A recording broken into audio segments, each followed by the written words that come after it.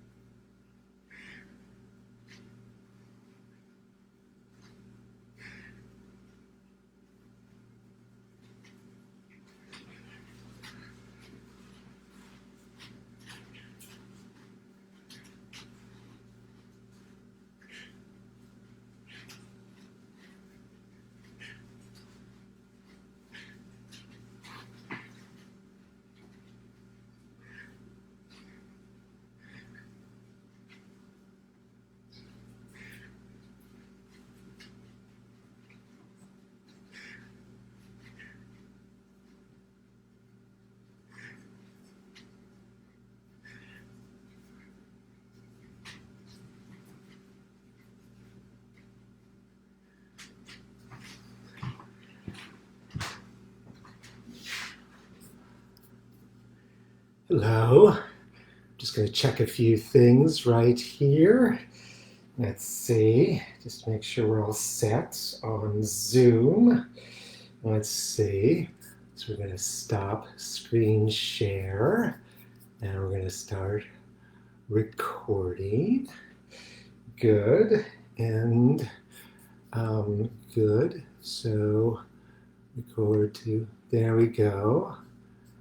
Okay, terrific. And and we need to turn this off and this. Hello. Yes, we're now on. Yes, there we go. So we're now recording. Make sure. And we are no longer sharing a screen, which is good. And let's make sure we've got our video on and our microphone on and we're plugged in. And then let's take a quick peek at Facebook. Make sure we're there. Yes, there we go. Okay, so good. So we're now on that and we're closing. Okay, so I think we're all set to go. Let me just take one more look. We're recording. We are on Facebook Live. Yes, there we go. And excellent. So we're going to begin in just a few minutes. Thank you for joining me. We are live on Facebook Live and on Zoom. Let me check one more thing. Yes, I'm on. My mic is on. I'm assuming you can all hear me. Okay, and in just a few minutes, we will begin Modjeska. Thank you for joining me. I'm John Fisher.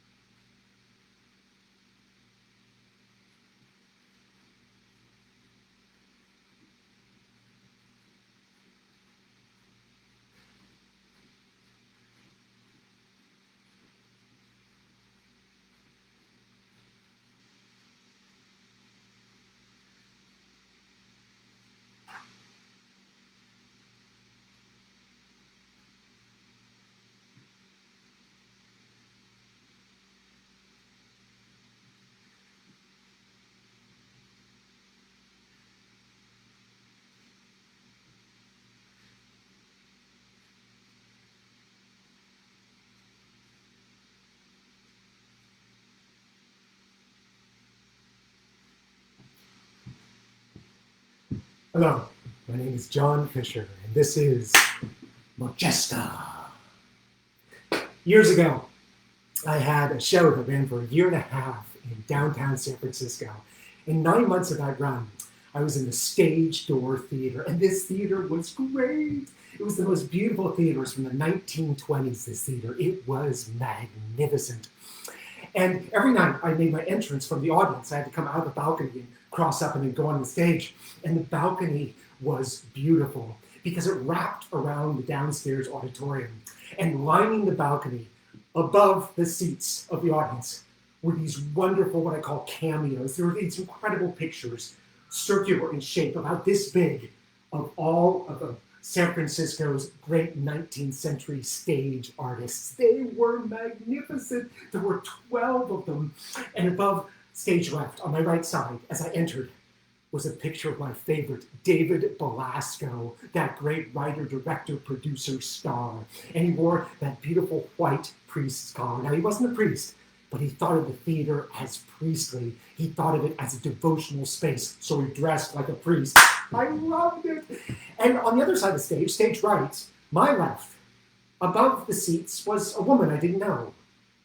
And when we moved into the theater, while the set was being built, I went over there and I looked up to see what she was. And her name was Modjeska.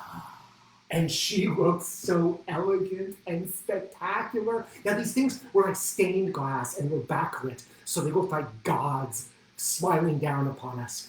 And I learned all about Modjeska that summer. I got a book out from the San Francisco Public Library, her memoirs. They only had one copy, and it is old. It's like an original edition. And I pored over this book, and I discovered that she came from Poland, from Warsaw and Krakow. And she came here to conquer the San Francisco stages and then the rest of the country. And it was a wonderful story. And what I loved most about this story was, what I thought was so incredible about it, I just loved it. This story was great. She acted on stage from the mid-1870s in San Francisco all the way into the 19th century. She kept acting until she was 67, and she never dropped any roles from her repertoire.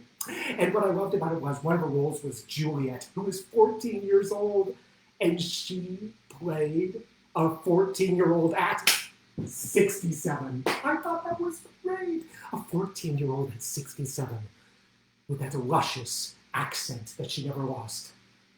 Modjeska, the star of Poland. My bounty is as boundless as the sea. My love is deep. The more I give to thee, the more I have, for both are infinite.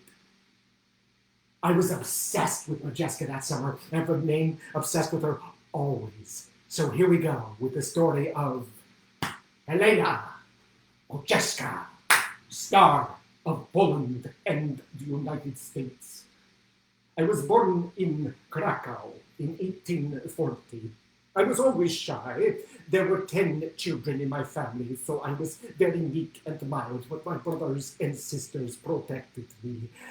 Krakow at that time was a free city. Poland had been a great nation in the Middle Ages, but it was divided up. But Napoleon arrived at the beginning of the 19th century, and he brought Poland back together again. But when Napoleon was crushed in 1815, the Congress of Vienna met, and they divided up Poland once again amongst the victors. The East went to Russia, the West went to Prussia, and the South went to Austria. Only Krakow was left a free city. It was the only free city in Poland, declared free by the Congress of Vienna. In 1846, I was only 6 years old, but it was my first memory of gunshots heard outside the window of our kitchen. My brothers and I hid from the gunshots. It was an insurrection. The people of Krakow had risen up against the Austrians, the Prussians, and the Russians. They were going to unify Poland once again. They were going to bring Poland back to the great days of the Middle Ages when it was one nation. We were so afraid. I was only 6. Soon there was quiet, because the Austrians had invaded the free city of Krakow, and they had arrested all of the insurrectionists. But then a very weird, strange thing happened. Every night my aunt would go to the window and she would sing a song. I didn't understand the song, but I would learn it later.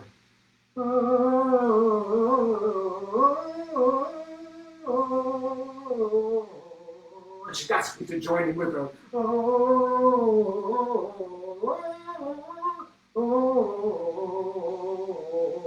And then she would do something very strange. She would signal with her hand out the window.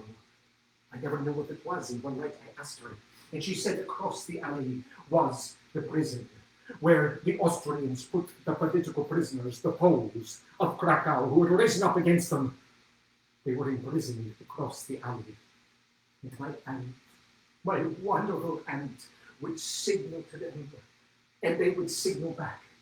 And she would pass messages along to their families to tell them that they were okay.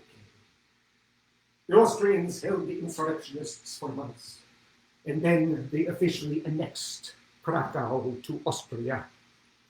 The 3 days of Krakow were over. Sadness fell upon the last free part of Poland. It would never be free so long as I lived.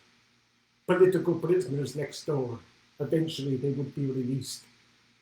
But I had been born into the sadness of Poland. Poland always divided. My brother Felix was an actor, and he knew that I loved to show off. So when I was a teenager, he arranged an audition for me. I was 14. And I went to see a great actress who was a wonderful acting teacher, and she gave me a speech to memorize. I was to bring it back the next day and perform it for her. And the next day I walked in, and I was so nervous, but I launched into the speech. Blow, wind, and crack your cheeks. Rage, blow, you cataracts and hurricanes. Spout, till you have drenched our steeples, drown the cocks. She told my mother that I was a terrible actress. I had giggled through the entire speech. It was a disastrous first lesson. My mother did not care because she thought that all actresses were prostitutes, so she did not want me to go on the stage after all. But she made a big mistake, because very soon after that she took me to a production of Shakespeare's masterpiece, Hamlet. It starred Fritz Devrient, and he was magnificent. And I learned all the lessons that I was not able to learn from that awful older woman. I learned the lessons of acting from Hamlet himself. As you know, in the play, Hamlet writes a play, The Mousetrap, which is meant to unveil his uncle as the villain. And he hires players to play his play, but they must play it authentically, or they will not scare the king, the uncle, the evil uncle, into admitting that he has murdered Hamlet's father. So Hamlet has had a wonderful speech to the actors, encouraging them to be honest in their roles. Speak the speech, I pray you. As I pronounced it to you trippingly on the tongue.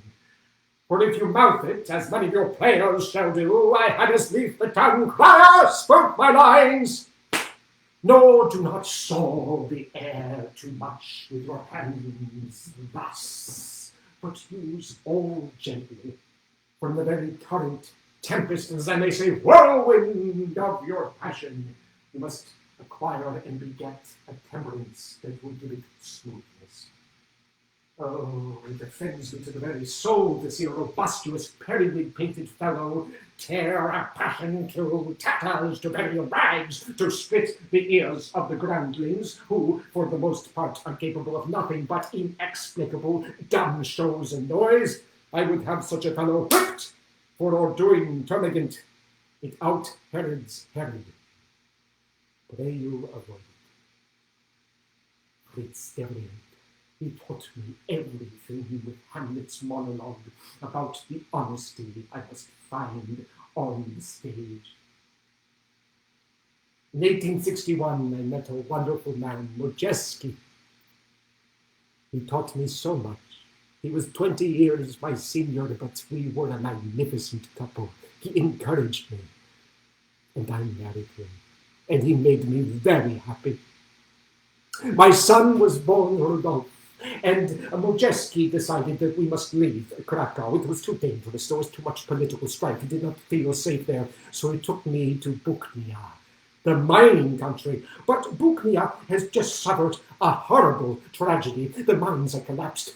Hundreds of Buknian miners have been killed, and my husband, he had the wonderful idea he would put on a benefit for these people, for the families of the lost miners. He would raise money. He would put on a performance. And I, now calling myself Modjeska, would be the star of the production. We rehearsed for 2 weeks. 2 weeks. But I was terrified. I was backstage. I could not remember my lines. I was hiding. I could not go on stage. I was so nervous. I knew my lines perfectly, but just before the curtain went up, I could not remember them. I was cowering backstage, hiding in my dress. And my husband came to me and said, "Get on the stage." I said, I can't. And he thrust me onto the stage behind the curtain. And then I heard the audience through the curtain. And then the curtain shut up. The lights fell on me. And I gave a magnificent performance. Perfect. Once I was underway, I was fine. It was crossing that threshold of art that made me so nervous. The production was such a success that we revived it 3 more times to raise more money for all the miners, survivors. And then my husband said, "We must keep going. We have this wonderful company of local actors and myself. We must do another production. We can't do that one over and over again. But you, Modjeska, must find some variety in your acting." So he cast me as a man. And by then, I had become enamored of putting on makeup and disguising myself. And I knew that I could be a man. I knew that it would not be that difficult.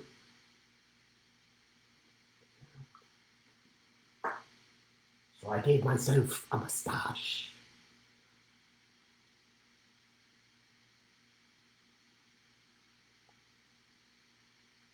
And that night, I was told a man from the Imperial Theatre in Warsaw, the old capital of Poland, was in the house. And I went on stage with my big chest and my deep voice, and I played this big, strapping man in this production, completely different from the character I had played the night before. I put my hands in my belt, I spat, and I talked like this. And afterwards, the man from the Imperial Theatre in Warsaw came backstage, and he said, "You must come to Warsaw and act with us." And from that moment, I knew that I must be an actress or die. My husband said that we would go on tour. That is how we would make money. We would keep this wonderful company of actors together, and we would go on tour. We would tour the provinces, and I would play all the leading roles. It was a dream come true. And what I loved most about the tour was we went to many small towns. And in Poland then, the towns were always separated. The Jewish people lived in the shtetl, that half of town, and the Gentiles lived in the other half, and they very rarely mingled, especially socially.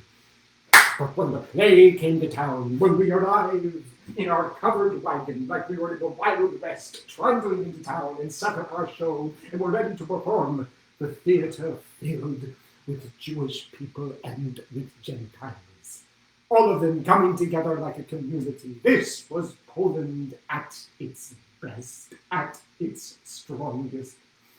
Now, my husband gave me many roles to learn, but I would only play roles that I felt were in me. I had to see myself inside the role, or the role inside me. I could not just play anything. I had to know that it was the right role for me. I could play men. I had variety. I had breadth. But I had to know the role in me, in my soul. Speak the speech I played. as I pronounced it to you. I had to believe. In 1861, it was a very sad time for Warsaw and for Poland. The Russian nobles did not want to let the serfs be emancipated yet, but the Polish nobles did. And in Warsaw, they were determined to emancipate the serfs. They were inspired by the Americans, who were fighting a civil war whereby the North would free the slaves. And the Polish nobles wanted to emancipate their serfs, but the Tsar, who held sway over Warsaw and that part of Poland, said no. He would not let the serfs be set free. And so there was an insurrection amongst the nobles of Warsaw, and the fighting started.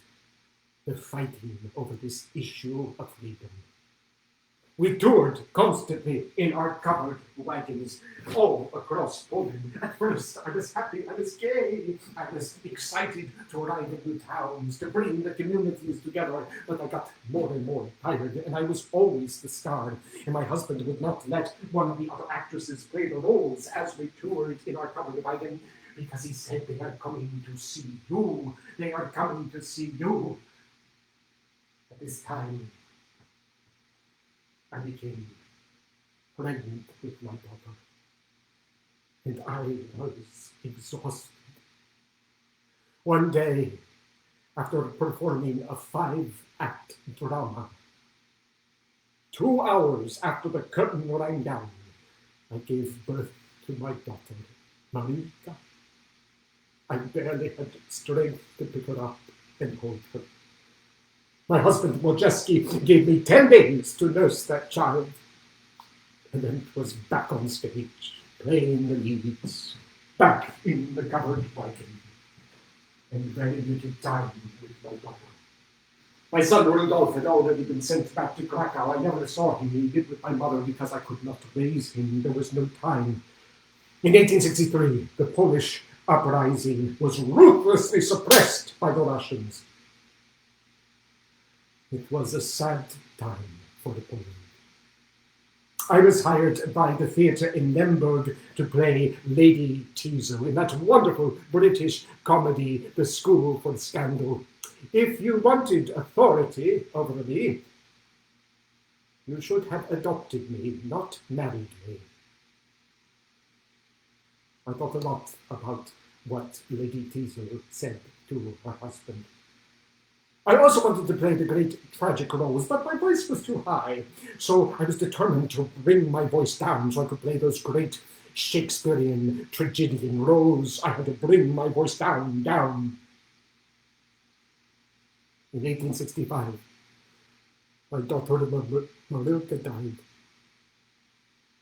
I think it was too rough for little baby to live in those circumstances. I also left my husband that year. I had found out that Modjeski was still married to his first wife. Our marriage was invalid. He was not my husband, he never had been. I got my son Rudolph, and we left Modjeski. We left him on the tour in his covered wagon. Fortunately, I had been signed by the Krakow Theatre. They asked me what my first role would be, and I said, well, it must be Hamlet, and I will play Ophelia. And I was determined to have that Shakespearean voice, to bring my high-pitched voice down, so I could be a Shakespearean. And at the first rehearsal, I was playing my big scene with Hamlet. He was acting crazy, he was acting insane, and I said, oh, heavenly powers, restore him. Down. Oh, what a noble mind is here, o'erthrown. The producer of the theatre very politely said to me, Madame Modjeska, that voice is not the voice of Ophelia, because Ophelia is 14. You are making Ophelia sound like an ogre, like a monster, like a very old, mean man. Please, make her sound like a teenager. One night, I was in repertory, and I was playing a small role, and I did something very unprofessional, because when you play a small role in repertory, you have to stand on stage for long periods of time. And I was standing there, and I had no lines, and I looked out at the audience, something I never did. And up in the balcony, I saw him. He was leaning over the balcony rail, staring at me on stage with a smirk, a sarcastic smirk on his face. He was so handsome and so clever looking. After the performance, he came backstage and introduced himself. He was Charles Japrowski. Japrowski had come backstage to meet me. He had been in the insurrection, but not in the Russian or Austrian portions, but in the Prussian portion, in the city of Posen. He was captured by the Prussians, and he had served a 20-month sentence in the prison of Moabit in Berlin. His family was noble, a noble family, and he was magnificent. His grandfather had been a general in Napoleon's army. He was a great man. And I was so impressed with him. He used to come over to my home and woo me. And of course, I was living with my brother at the time, and his wife and his children, and we had to be very quiet when we were talking about love, because anybody could walk in the room at any time, and the Chopalski and I would be very, very quiet. And I had an inspiration, because I wanted for the next role to be Romeo and Juliet, and I had an inspiration about the balcony scene. It taught me that the balcony scene should be played in whispers. Usually, the balcony scene was played like this: Romeo, Romeo, wherefore art thou Romeo? But I realized that no, this was Juliet's family's house, and if she was found there with Romeo, her family would kill both of them, so they had to be quiet. So every night, Romeo and I would play this scene quietly, like this. Romeo!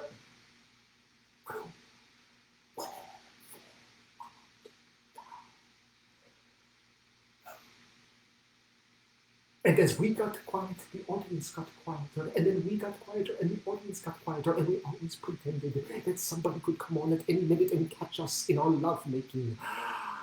And we got so quiet, and the audience got so quiet, that it was silent in that theater. By the end of the scene, there was almost no sound on stage or in the auditorium. And I said to Romeo, good night. But such a sweet sorrow that I shall say.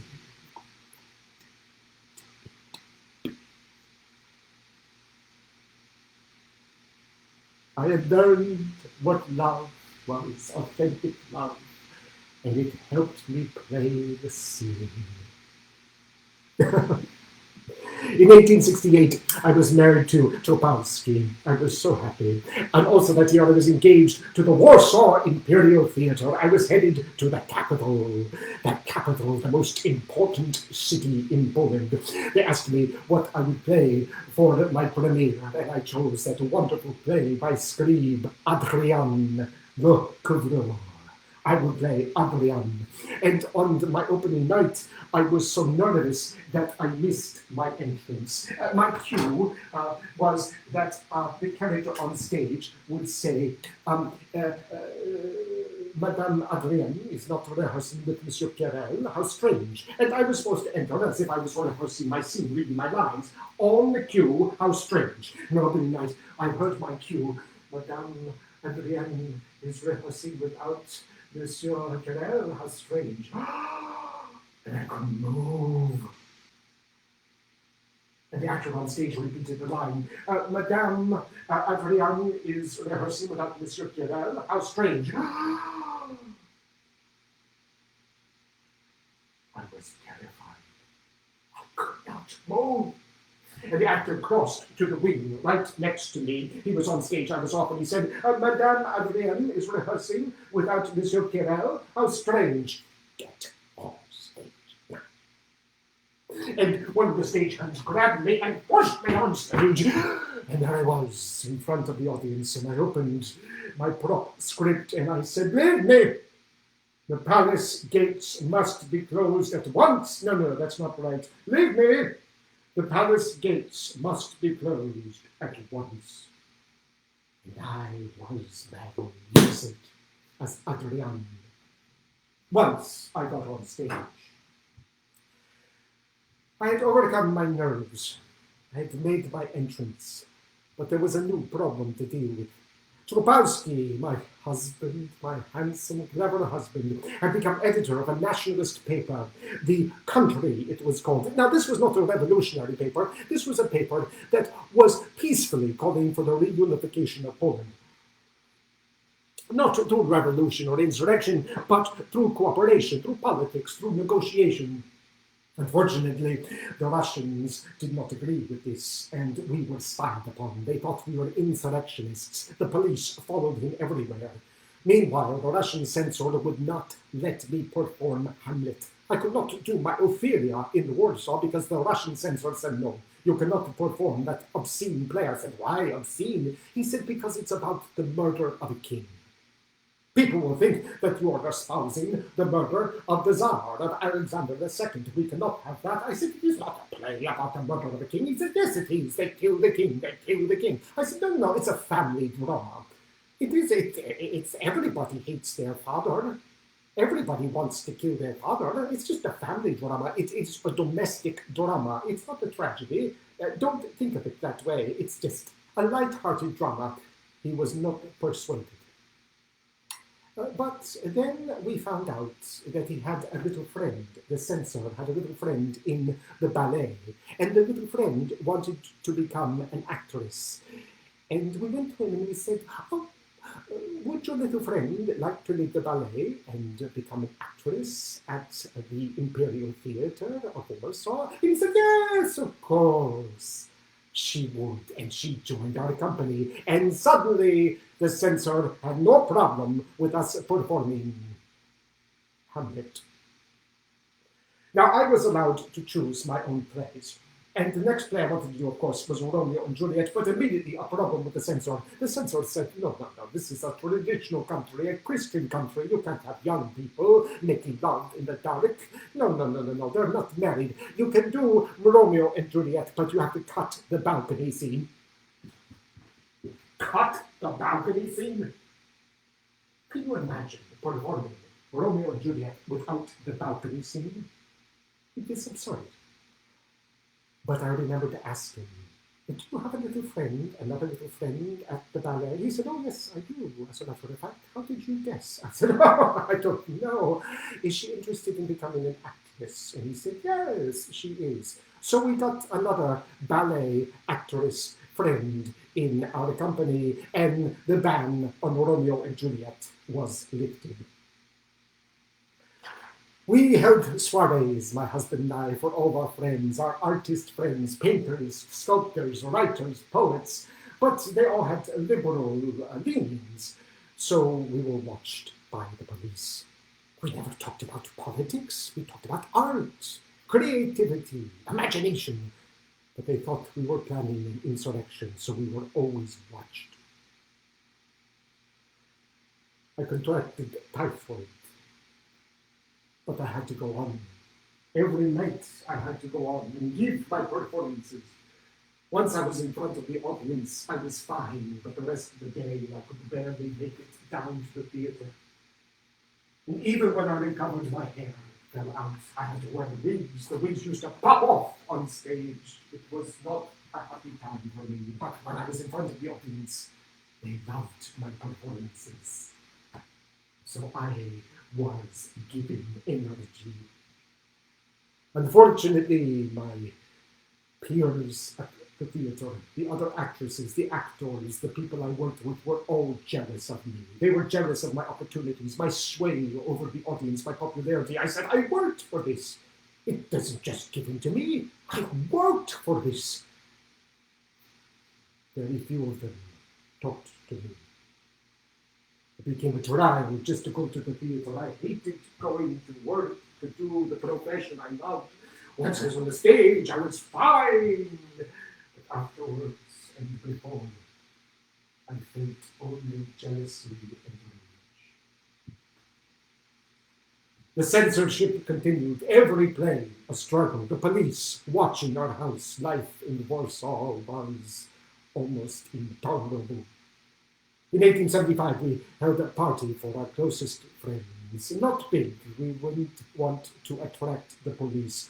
And a wonderful writer, Sienkiewicz, would one day write that marvelous book, Quo Vadis, about St. Paul and the evil Emperor Nero, came to the party and he said, there is a promised land.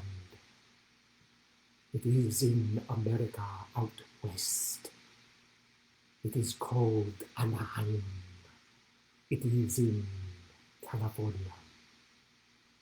In Anaheim, you can get an orange orchard for nothing. You can raise cattle. You can grow wine grapes, muscat. You can raise chickens and eat their eggs. It takes very little effort to grow things there, and an orange is a magnificent thing. A piece of magic. The sun shines every day. It only rains enough to grow the oranges. We could go there, all of us. We could live as a commune. We could do all the work ourselves in the morning, and we would have the entire afternoon to create. We wouldn't have to work so hard. And there's no government. There's no government. There's nobody to tell us we can't write this or say that. There is no censor. It would be magnificent, like an artist's colony in the New World. What do you think? I could not go. I had to perform. I had a duty to the audience. My son came home from school, his boarding school. He was depressed. He wanted to be an engineer, to build bridges, but he knew already that never would a Pole be allowed to build bridges in Poland.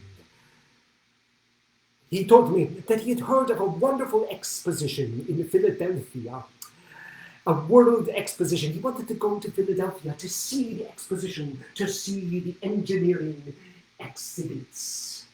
He asked me, is there any possibility that we could travel to Philadelphia? Oh. Meanwhile, I was exhausted, but I kept having to go on stage. And every day backstage, the jealousy, the rage, the comments, the silences. But when I was on stage, I was majestic. I would trudge home, feeling the weight of the smallness of the people I worked with. And one night my husband had an idea.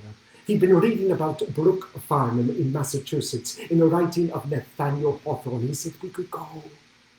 We could go to the promised land of Anaheim. Just us, the artists, with the sun. We could see the Philadelphia exposition. We could grow, and in the afternoons and evenings we could create. We could escape. We could escape the tensions of Poland. So many had gone before us. I was so tired. I said yes. I went to the director of the theater. I said, I am leaving the theater. He said, you'll be back. You will not stay in America. I said, yes, I will stay. He said, you can have a year. Go do what you need to for a year, but you will be back. So my husband and I left with Rudolph, my son. We traveled to Bremen, and then we took a Prussian steamer across the Atlantic to the United States. It was a magnificent journey. I adored being at sea. The ship rocked and rocked and rocked, and many thought it would sink, and it rolled with the waves, almost a storm the whole way, and people stayed below deck. They were so frightened, but I was enraptured. I stayed on deck and watched the ocean because I saw God's majesty in the water. And I realized we would never sink because we were on the water, and no matter what the waves did, God considered us part of his majesty. And we would go down into the troughs and on top of the swells, and the ship was outrageous in the storm. And when we were in a trough, I would see a wave soaring above me, and it would crest, and the foam would catch the moonlight, and it would become iridescent, incandescent, blown with light, soaring above me like a cloud, as if I was in heaven itself. It was a magical journey to the United States, and when we arrived in New York City, that too was a magical place. It was so big, it was gigantic, but it was a bazaar. Everything, all the time. The buildings were huge, but they were not attractive. They were red brick buildings. They did not have beautiful marble buildings like in Europe, like in Warsaw, in Krakow. It was a confusing, exciting theater, but soon we were on another ship. We were headed to Panama. We crossed Panama and got another ship up the west coast. Past Mexico, we were headed to San Francisco. And I was so excited to see that city, to see the Golden Gate. But as we approached the Golden Gate, I saw that it was smothered in fog. I could see nothing of the Golden Gate. All I saw was fog everywhere. It was like entering through whipped cream. I saw nothing. But many Polish expatriates met us at the pier, and they were wonderful. And that first night, they took me to the big theater in San Francisco, the California Theater, and we saw the wonderful American actor Edwin Booth play Shylock. I'm a Jew. I thought, a Jew eyes? And the next night, even more spectacular, we saw him play Mark Antony in Julius Caesar. Friends, Romans, countrymen, lend me your ears. I come to bury Caesar, not to praise him. The evil that men do lives after them. The good is oft interred in their bones. So let it be with Caesar. He was phenomenal. There was something godlike in his performances. Then my friends said we will talk to him. We will ask him to revive Hamlet. He will be Hamlet and you will be Ophelia. But he told them he was not interested in all the extra rehearsals. And I realized that in America, nobody knew about Modjeska. And I brought no notices because I never read criticism. So I would have to start from scratch if I wanted to act. But we had come here to farm, so we boarded another ship a few weeks later, and we sailed south to Anaheim Landing. We went ashore in Anaheim, and we took a carriage to the house we had bought, and there it was. And soaring up above it were the Santa Ana Mountains, so majestic right there. I never lived so close to nature. It was stunning. And between the Santa Ana Mountains and my house was the farm. Orange trees, cows. The house was too small. It was very cramped and too small, but it didn't matter. We had a porch and we could sit out there and the world was our house. And every day the men went out to work in the farm. It was very, very hard work. We knew nothing about farming. We were artists, but we were learning. And the women did the housework and I cooked for the men. And I was not a good cook.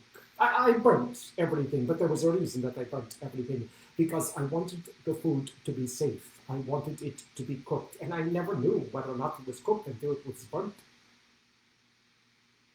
Fortunately, the men were always hungry, and I realized that the best ingredient for my cooking, for any recipe of mine, was hunger. They gobbled the food, and always said it was wonderful. Who was I to deny it? The work on the farm did not go well.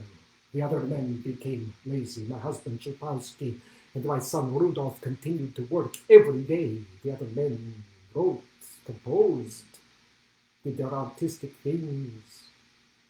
My husband and my son worked and worked. We decided that we needed a vacation, so we went to Anaheim Landing on our horses. I loved my wild horse. I would pet it the whole way. It bit me, but that is all right. I loved my horse back then. When we got to Anaheim Landing, I walked out on the beach and I saw that huge ocean, and I was reminded of the magical Atlantic that we crossed. And on the other side of it, Warsaw, Krakow, Poland by Poland. And all I could feel was regret for what I had given up. The theatre, the audiences, all those wonderful roles. I did not think of the jealousy, the rage, the police, the censorship. I only missed what I had loved so much about being on stage and being in my homeland. I lay on the sand and I wept many bitter tears for all I had given up to come to this new world.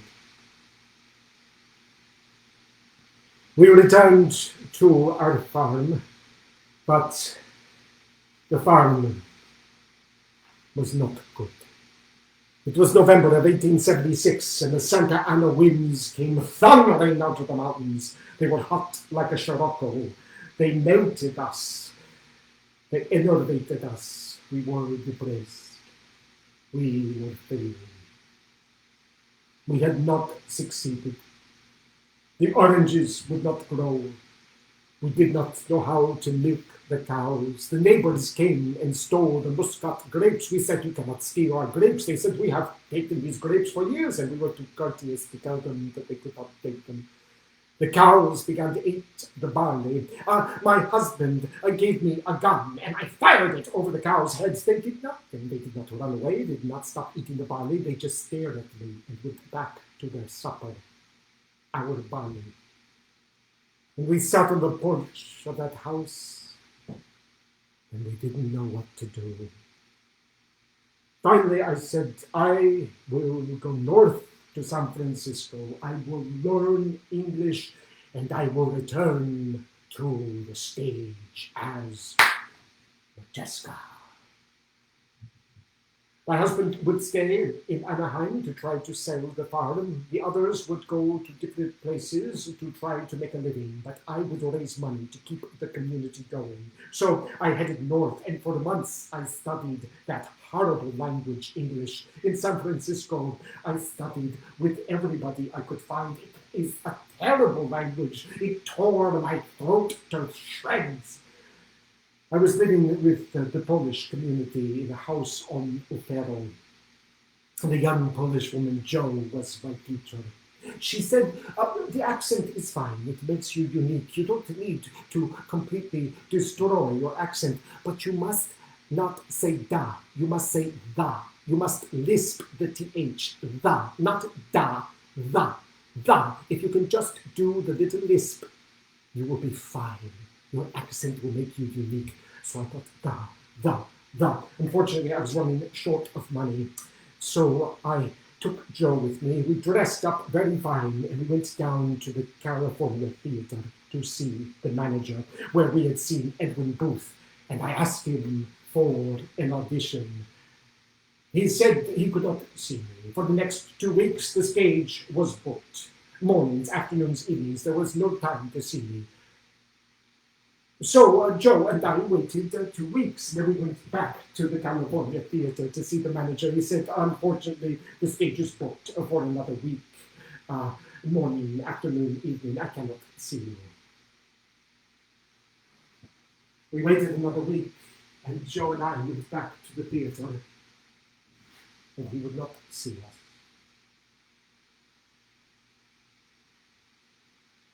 It made sense. He didn't know who I was. He thought I was some society lady, an amateur. I had no notices to show him, no way to prove that I was Modjeska, a great actress from Poland. I was in despair. I told Joe I wanted to go to Oakland on the ferry to see Oakland. She did not believe me. She knew that once the ferry was in the middle of the bay, that I would disappear. She told me to not despair, that there was a Polish general, Krzyżanowski, who had fought in the Civil War, a Polish general fighting for the North. He had been at the Battle of Gettysburg.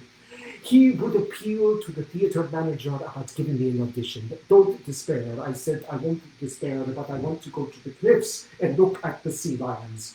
She said, why? And I said, because I like sea lions and I want to hear them bark. And she was concerned. I said, I will not go in the water, I promise. I just want to look at the sea lions. I went to the cliffs and I stared out at sea at the sea lions. And they barked. And I thought, they should be on stage. They have such wonderful projection. I wish I was a sea lion. I walked home, full of despair. And at home I was told that the general had talked to the theatre manager and that he would see me. He would see me on Tuesday. The stage was available. He had been prevailed upon. So on Tuesday, Joe and I went down to the theatre. And we met the theatre manager. And he said, unfortunately, the stage is booked. I cannot see you. I stood there. I did not leave. I left too many times before. I merely smiled. He said, oh, there is a studio. You can come up to the studio and you can audition in the studio. So we trudged to the top of this massive theater, and at the top in the attic, which had a rounded roof and no windows, was a tiny stage, 15 feet wide. He said, you may audition on that stage. He took a chair and he sat opposite the stage and he sat in it like it was a throne. And he said to me, I must warn you, I will be critical. If you are an amateur, I will say that you are an amateur. I will not be kind. I nodded my head. I smiled. I saw that he was wearing a handkerchief in his jacket pocket, and I knew what I must do from the moment I saw that handkerchief. Joe and I had prepared to do work from Adrienne. Joe would play all the other parts. For my audition, I would play Adrienne, and we would present for my audition the entire final act of Adrienne Le Couvreur. The whole act. And at the end of the act, I was given flowers for my lover Maurice, roses, and I pressed them to my face and sniffed them. And my lungs were full of poison, and I realized that the flowers had been poisoned. And Maurice walked in the room, and I threw the flowers down at his feet, and I fell against the wall. And I said, Maurice, your flowers. He said, those are not my flowers. They were given to you by your rival, the other actress. She is jealous of you. And I slumped down onto the ground. And Maurice ran to me, and he held me, and he put his hand on my cheek. And at that moment, out of the corner of my eye, I saw the manager. I saw him very slowly remove the handkerchief from his pocket and dab his eye. Maurice, it is only important that you are here now.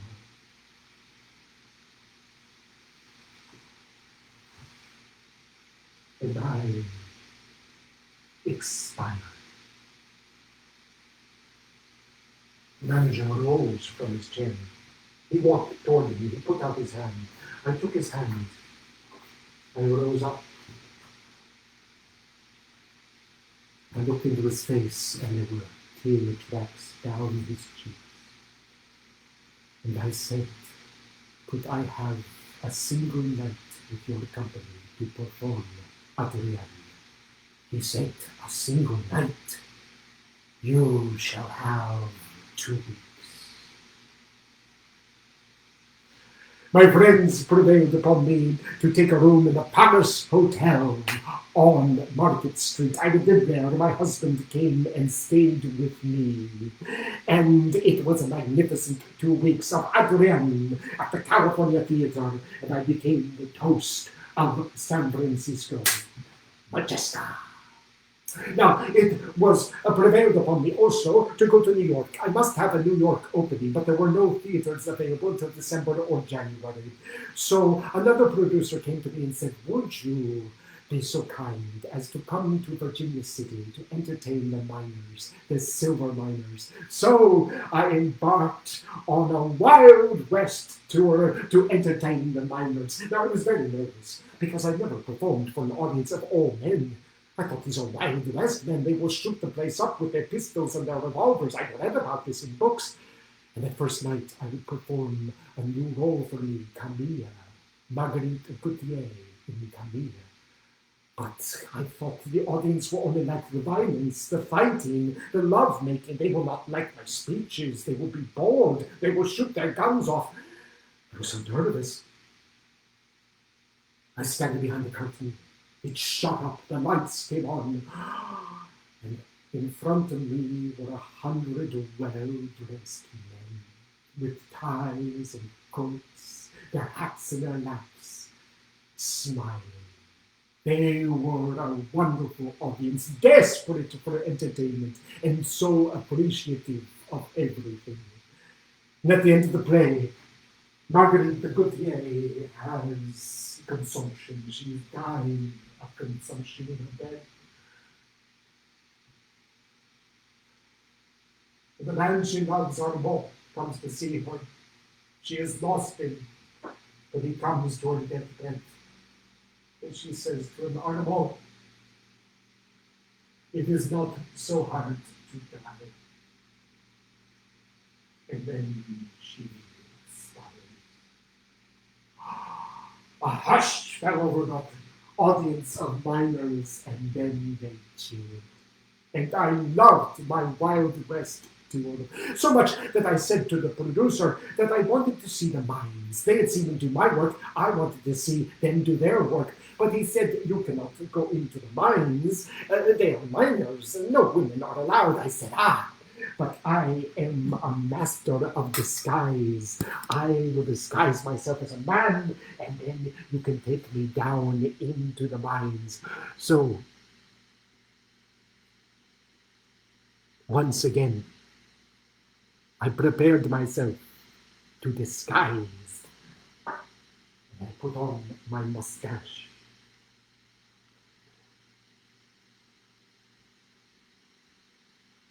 And we descended on this long elevator into the mines. It was magnificent. This elevator took us down and brought my chest.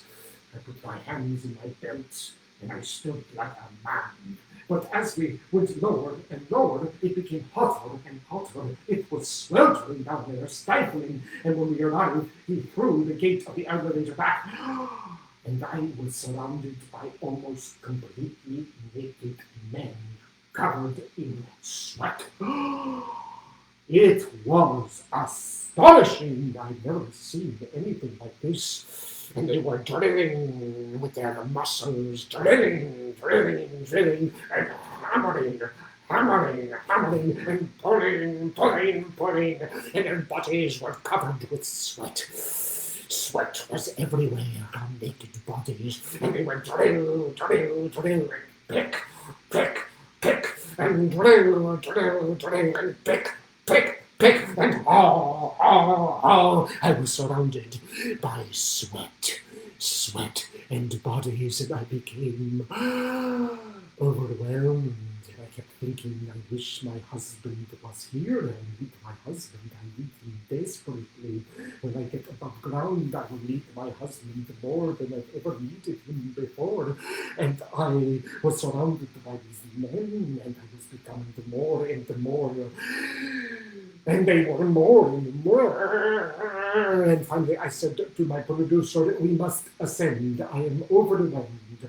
We ascended again.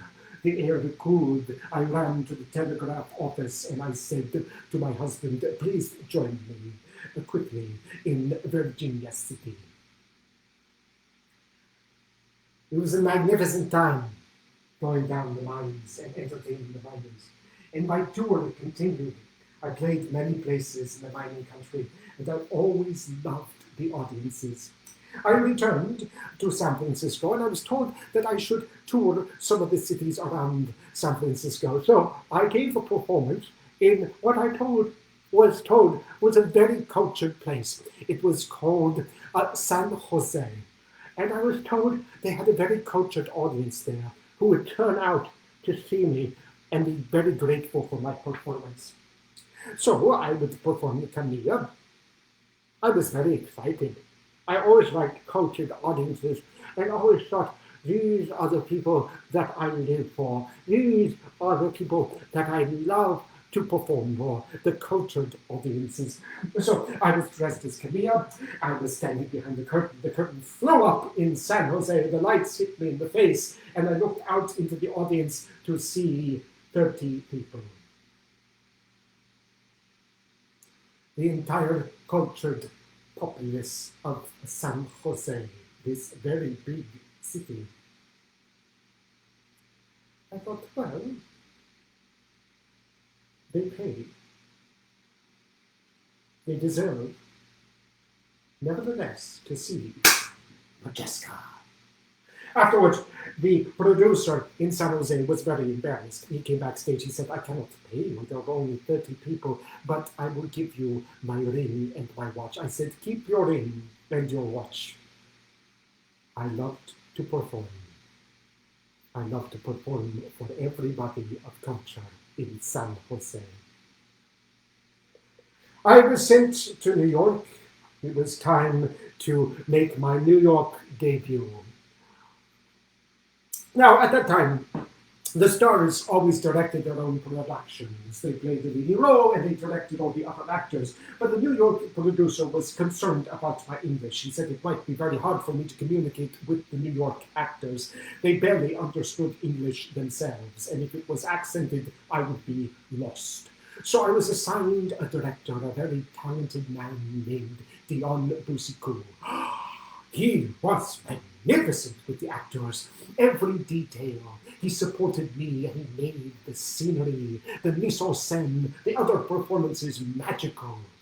I was so enamored of him that I went to see him perform one of his plays. He wrote his own plays, he directed them, he starred in them, and he produced them. The Octoroon was his production.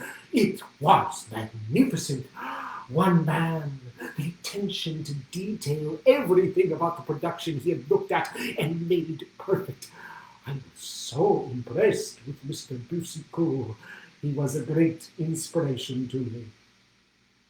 For my performance as Adrienne, I was given a man named Burroughs to play my Maurice, my lover. When I met him, he seemed a little light.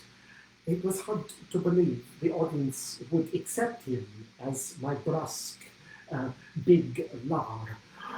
But on opening night, he arrived with all this padding, and he talked like this, and he became my lover, and he grabbed me and held me and kissed me on the lips. I thought, my goodness, this is acting. The transformation of this light little man into this big brusque lover. Some people are born for the stage and depiction. I only made one mistake in my premiere as Adrienne in New York. I was supposed to enter in the second act with my fan, and mistakenly I entered not holding my fan, but a hanger. I did not realize that I had made this mistake until I started fanning myself with the hanger. I saw that I was fanning myself with a hanger. I just continued to fan myself with a hanger. The audience thought it was brilliant. What a bold decision to fan myself with a hanger. And I gestured, and I exited, and I used the hanger throughout the act. Now, the critics were very kind to me in New York. I'd been so nervous, but the reviewers were magnificent. But they were a little confused by my son. They thought, is she the right age to play this role? She has a son who's 16. Isn't she too old? But my producer handled it. He said, no, that's not her son. It's her brother. Problem solved. I went on a national tour. I toured the United States. I was so excited about this tour because I was going to be able to see the country. I went to St. Louis, to Chicago, to Boston. I traveled about everywhere, giving my performances as Adrienne, Marguerite Gautier, Juliet, and Ophelia. And in Washington, D.C., I met a magnificent man, the former President General Grant, Ulysses S. Grant. He was so much bigger than I ever expected. And when he entered the room, there was such an aura of magnificence about him that everybody became silent. I was going back to Europe on a tour, and I would return to Poland, and I would give a performance in Warsaw. I was back in my own home country, and I didn't think I could remember my lines as Adrienne in Polish. I'd been performing in English only for so long, and I was backstage once again, terrified. But my husband helped me to the curtain, and the curtain soared up, and lights shined on me, and I remembered every word of Polish. Afterwards, a line of small children greeted me, 12 of them, and they presented me with little flowers wrapped in ribbon the color of the Polish national flag. The police came and grabbed all those flowers, threw them away, and they took the children with them. The children, they said, were trying to incite a riot, an insurrection with this nationalist trash. I said, they're flowers, those are ribbons. They said, no, this is an act of insurrection. I said, they're children. Their punishment, they were not allowed to go to school. They were banned from all schools by the Russians. One of the little boys killed himself. He was so distraught. And I thought, my poor country, belonging to no one, belonging to everyone, and now destroying its own children. On my way home, I visited Paris. I was taken to see Sarah Bernhardt. She was otherworldly. I'd never seen anybody on stage who could command the stage like she could, but she seemed also so natural, like she belonged there, like she lived in the play. I had never seen anything so authentic as Sarah Bernhardt. Inspired by her performance, I returned to New York, and at the party in New York, I met Walt Whitman with all of his whiskers and his hat. He didn't look like he lived in a house or an apartment. He looked like he lived in the woods or in the park or on the streets of New York. He was biblical. He was majestic. And his poetry was my introduction to American. And I realized from this bard of Brooklyn that the Americans had a language of their own, a drama of their own, a poetry, a sensibility unique to themselves. I went to London. I was to make my debut in London in the West End. I saw my name on placards, on billboards, Modjeska, but nobody knew who I was. They did not know that I was Modjeska. They just saw this strange name. And I overheard people asking, what is Modjeska? Is it a hair tonic? Is it a sanitary cereal? Sanitary cereal? I was not a sanitary cereal, but nobody knew who I was. They also knew nothing about Poland. They thought that Poland was merely a part of Russia. My debut was magnificent. I was nervous as always, but when the curtain rose up, I lived in the performance. The audience was so appreciative. I was taken to a performance of Henry Irving in Shylock. He was magnificent.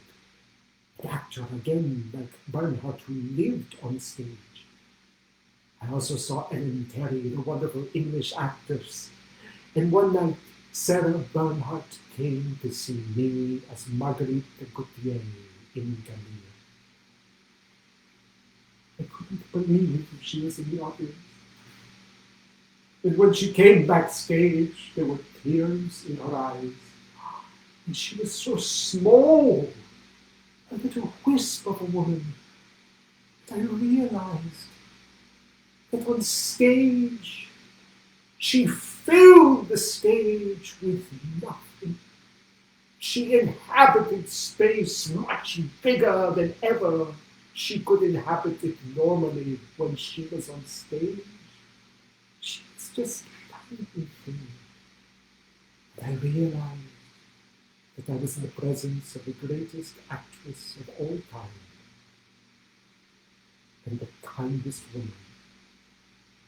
To cry at my Marguerite de Gautier. Well, there were many more successes, but success is in a way disappointing. But there was no more political intrigue or censorship, no jealousy. Everybody I worked with was magnificent. I had found my home, America. And it all started in San Francisco at the California Theater. And one of the great performances I gave in America was as Nora in Doll's House.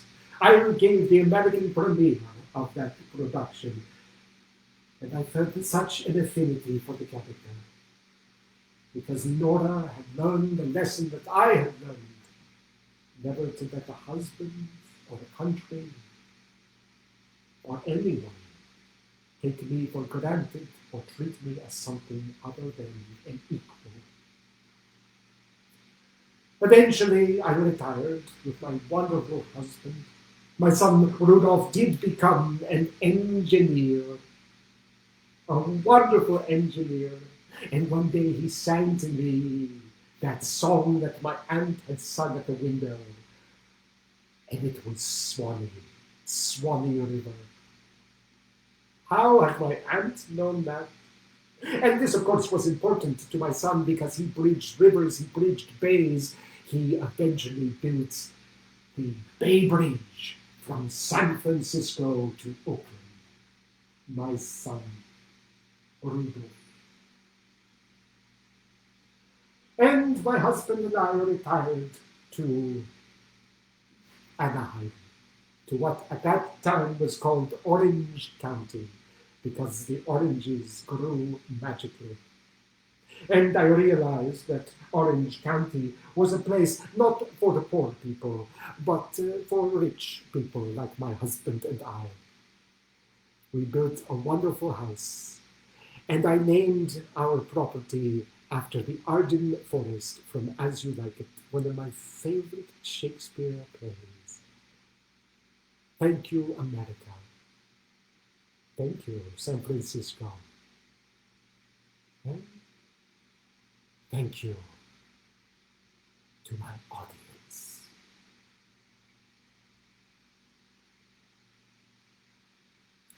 My name is John Fisher, and this has been Modjeska. Thank you for joining me this evening on Zoom and Facebook Live. As you know, we've been presenting shows all summer long. We just had a show on Tuesday. I'll have another show on Thursday, so tune back in. And we'll be bringing more theater to you during these COVID-19 times, presenting new works of live theater on Zoom and Facebook Live. If you'd like to support these performances, you can do so on our website. And I think I might even have the ability to share the screen. Yes, this is the first time I've ever done this. Share screen. And there it is. Our website, www.therhino.org. Or you can mail it to that address. That's my home address where I'm sheltering in place. But thank you so much for being with me tonight. Modjeska has always meant so much to me. And she didn't leave a trace. I mean, there's no movies or sound. But her story is so magical. And to read her autobiography, it's priceless. It really is one of the great books about theater. So thank you so much for being with me tonight. I'm John Fisher. Be safe, be well. Good night.